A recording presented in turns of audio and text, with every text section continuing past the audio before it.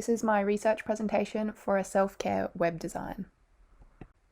In recent years, the working world has seen a shift from working in an office to working from home.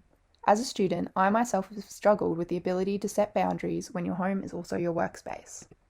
The website will act as a tool for ensuring a work-life balance. The site will provide suggestions on a range of self-care activities, for example, taking yourself to coffee, and an online calendar where you can put aside time to complete the activities.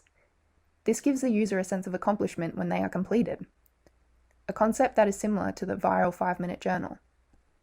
The user will have the option to include work and other responsibilities into their calendar to further assist in time management. The website is targeted toward those who work or study from home, or anyone needing support to improve the balance in their life. Self-Care Day was the most visually pleasing and modern site. The eye-catching cartoon and phrase above the fold entices the user to scroll further. The site provides clickable modules with self-care activities. And while the information is limited, the colours and graphics made for an enticing site. Action for Happiness is a site with a variety of self-care and mental health resources, including a printable self-care calendar. The site offers courses and videos on happiness topics. The calendar can be interacted with by clicking each day and leaving a comment on the activity. However, it's unable to be customized or edited by the user. Self-Care Day was the top website on the familiarity versus aesthetics matrix. It had the most unique and beautiful layout of all the explored websites. This is my analysis of design elements. In the competitor order, the website which included the most important visual assets was Action for Happiness. In summary, the visual research showed a broad spectrum of websites and content.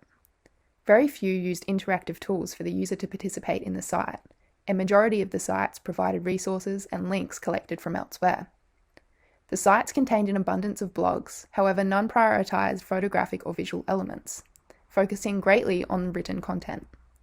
Importantly, all sites had a simplistic usability, which is essential when providing self-care and mental health resources and services.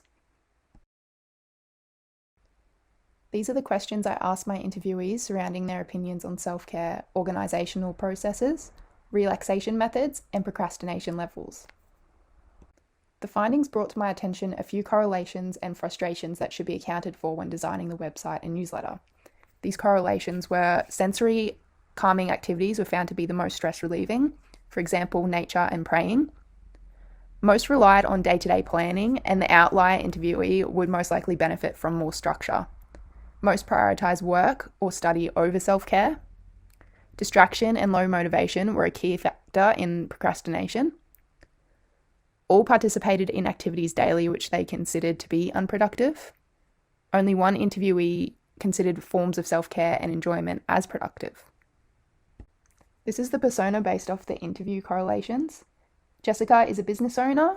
Her goals are to put aside more time for oneself, to set boundaries surrounding after-hours work, reduce burnout, find inspiration on beneficial ways to improve life satisfaction and balance, improve time management and planning skills. Her frustrations are always feeling under the pump with work, unable to make time for anything but work, falling into the trap of mindlessly scrolling on social media when motivation is low, and feeling guilty for doing something enjoyable instead of doing something which is categorized as productive. The site goals are to encourage the implementation of self-care into everyday life.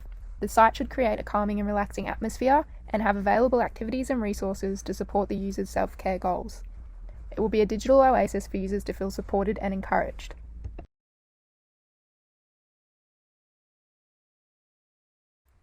I returned to the interviewees to source opinions on which mood board creates the most relaxing atmosphere.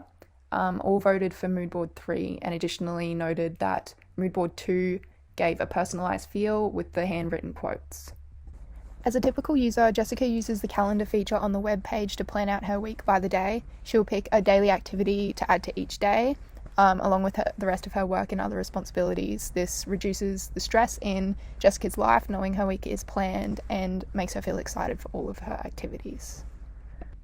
These are the image assets I will need to source for the website and the colour palette I developed from Mood Board 3.